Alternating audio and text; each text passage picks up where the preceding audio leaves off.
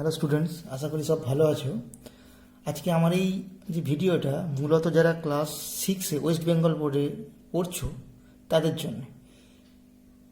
West Bengal board এই August মাসে model activity task class 6-এ ইংলিশে একটা ইস্যু করেছে, দিয়েছে।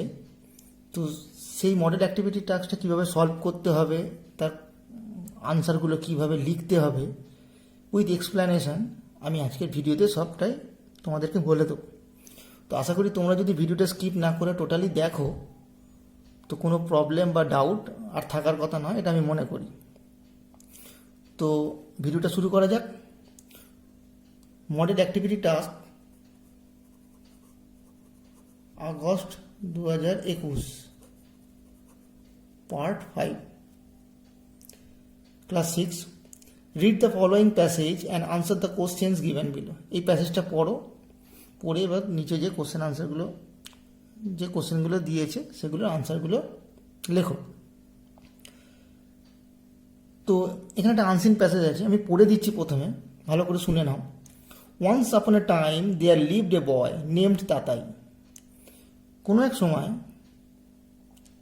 একটি ছেলে থাকতো, তার নাম হচ্ছে Tatai. His father, Mr. Choudhury, worked at a nearby coal mine. তার বাবা মিস্টার চৌধুরী, অর্থাৎ তাদের বাবার নাম মিস্টার চৌধুরী, পুরো নামটা বলেনি, টাইটেলটা দেওয়া আছে মিস্টার চৌধুরী। তিনি কাজ করতেন কোথায় না, কাছেই একটা কোল মাইনে, অর্থাৎ কয়লার যে খনি, সেই খনিতে। Everyday Tata use to watch the road side jewellery shop hardly 3 yards away from his scratched window pane. অর্থাৎ প্রতিদিনই তাতাই এই ইউজ টু ওয়াচ কথাটা কেন দেওয়া আছে না, অতীতকালে কোনো কাজ রোজ করতো এরম বোঝালে। অর্থাৎ প্রতিদিনই তাতাই লক্ষ্য করতো রাস্তার ধারে একটা জুয়েলারি শপ, অর্থাৎ গয়নার যে দোকান, সেই দোকান একটা ছিল, সেটাকে লক্ষ্য করতো হার্ডলি 3 yards অ্যাওয়ে, মানে খুব বলতে গেলে 3 গজ দূরত্বে, from his scratched window pane. অর্থাৎ সেই যে নিজের যে ঘরে বাড়িতে বসে থাকতো, তার যে জানলাটা, উইন্ডো পেন হতে জানলার যে সার্সি, সেটা স্ক্র্যাচ পড়া, কিছুটা দাগযুক্ত। তো সেখান থেকে সে লক্ষ্য করত। It displayed a sparkling diamond necklace in a glass box.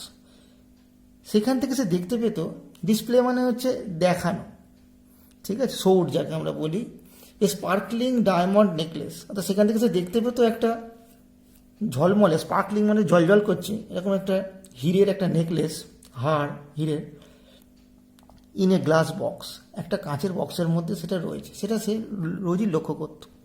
One day a rich old lady stepped out of a cab, bought the beautiful necklace and left the glass box blank. একদিন একটা ধনী বৃদ্ধা মহিলা, তিনি একটা গাড়ি থেকে নামলেন, বেরোলেন, এবং সেই বিউটিফুল নেকলেসটাকে তিনি কিনে নিলেন। এবং তারপর কি হলো, যেহেতু কিনে নিলেন, তাহলে সেই যে গ্লাস বক্সটা সেটা ফাঁকা হয়ে গেল। The shopkeeper put some cheap crystal jewellery to fill in the emptiness of the box. তখন শপকিপার মানে দোকানদার কি করলো না, কিছু সস্তা ক্রিস্টালের জুয়েলারি, অর্থাৎ স্ফটিকের কিছু জুয়েলারি, গহনা তিনি সেখানে রাখলেন। কেন রাখলেন? To fill in the emptiness of the box, সেই বক্সের যে শূন্যতা সেটাকে পূরণ করার জন্য। ওকে, এবার দেখো অ্যাক্টিভিটি 1-এ বলেছে feel in the table with information from the passage. Passage থেকে ইনফরমেশান নিয়ে এই টেবিলটাকে পূরণ করতে বলেছে। যেমন হু মানে কে অথবা কারা, ডিড হোয়াট মানে কি করেছিল। প্রথমে দিয়েছে তাতাই, তারপর দ্য রিচ ওল্ড লেডি, তারপর the shopkeeper.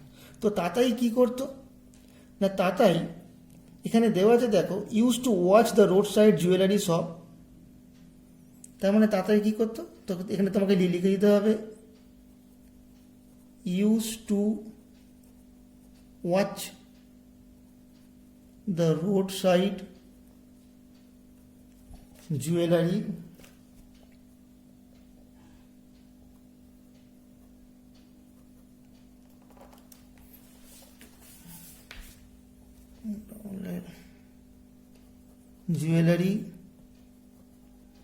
Shop.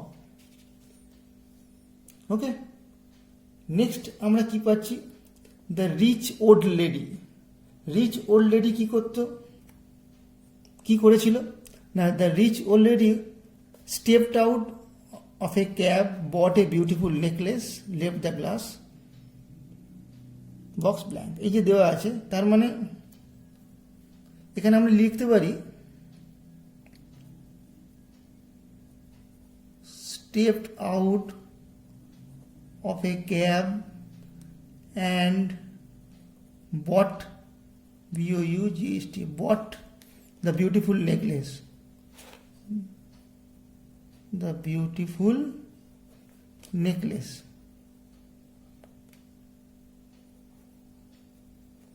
Okay. Next the shopkeeper. Shopkeeper কি করেছিল না, পুট সাম চিপ, তার মানে শপকিপার কি করেছিল, put some cheap crystal jewellery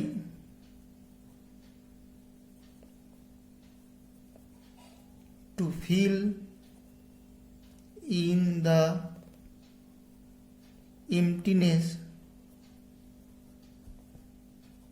of the box।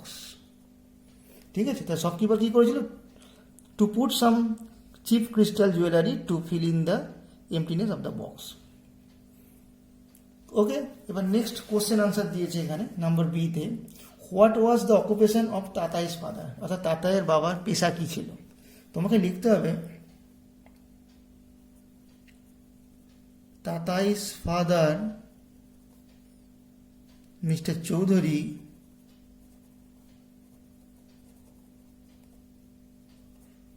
Worked, কাজ করত, at the nearby coal mine, অর্থাৎ কাছাকাছি একটা কোল মাইনে কাজ করত। ওকে, নেক্সট বলেছে how far was the jewellery shop from the house. House থেকে কত দূর, তাতায়ের বাড়ি থেকে জুয়েলারি শপটা কত দূর। তোমাকে লিখতে হবে তাহলে আনসারটা, the jewellery shop was hardly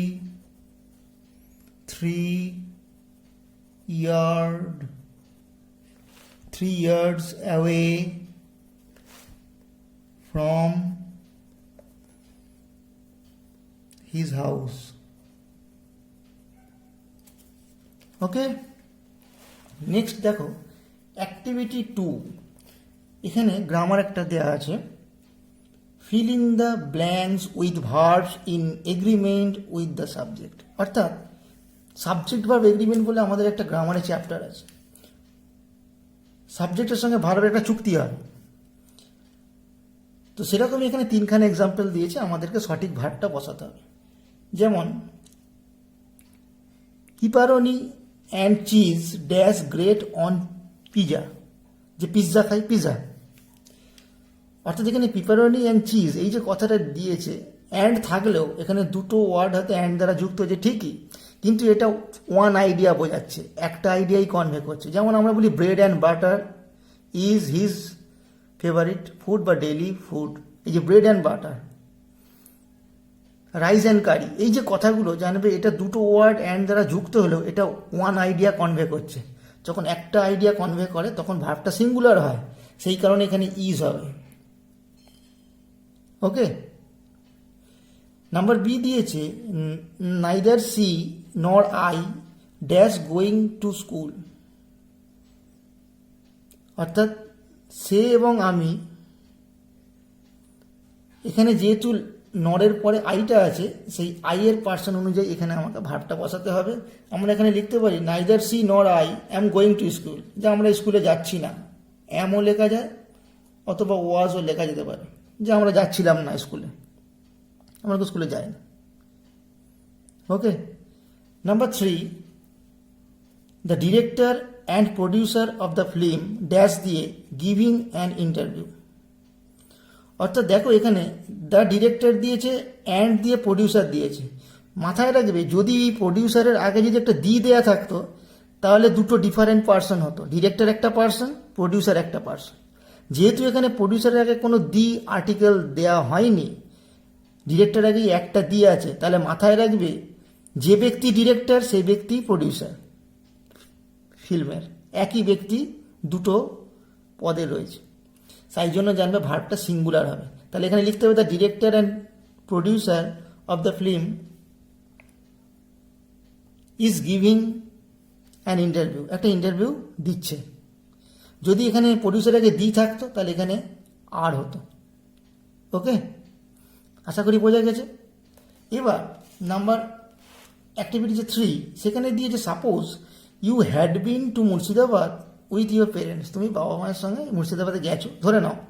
right a paragraph in about 60 word, 60 ওয়ার্ডের মধ্যে একটা প্যারাগ্রাফ লেখো about your experience in the historical place, ঐতিহাসিক যে স্থানটা সেখানে তোমার কি অভিজ্ঞতা হলো সেটা সম্পর্কে।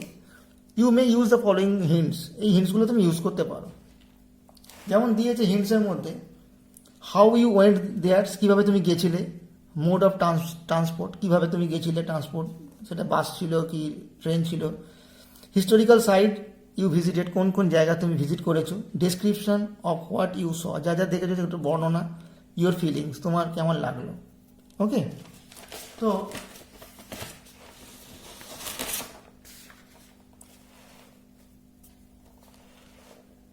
এইখানে দেখো ভিজিট টু মুর্শিদাবাদ কমা দিয়ে অ্যান হিস্টোরিক্যাল প্লেস বলে এটা টাইটেলটা দিলাম, দিয়ে লিখছি last Monday I went to visit Murshidabad with my parents, অর্থাৎ গত সোমবার আমি গেছিলাম মুর্শিদাবাদ ভিজিট করতে আমার বাবা মার সঙ্গে। We went there by a hired bus, একটা বাস ভাড়া করে, যেমন আমরা বাসের টিকিট কেটে যাই সেরকম একটা বাস ভাড়া করে আমরা সেখানে গেছিলাম। We reached Murshidabad early in the morning, খুব সকালে মুর্শিদাবাদে আমরা পৌঁছে গিয়েছিলাম। উই স্পেন্ড 2 days দেয়ার, সেখানে আমরা দুদিন কাটিয়েছিলাম, দুদিন ছিলাম।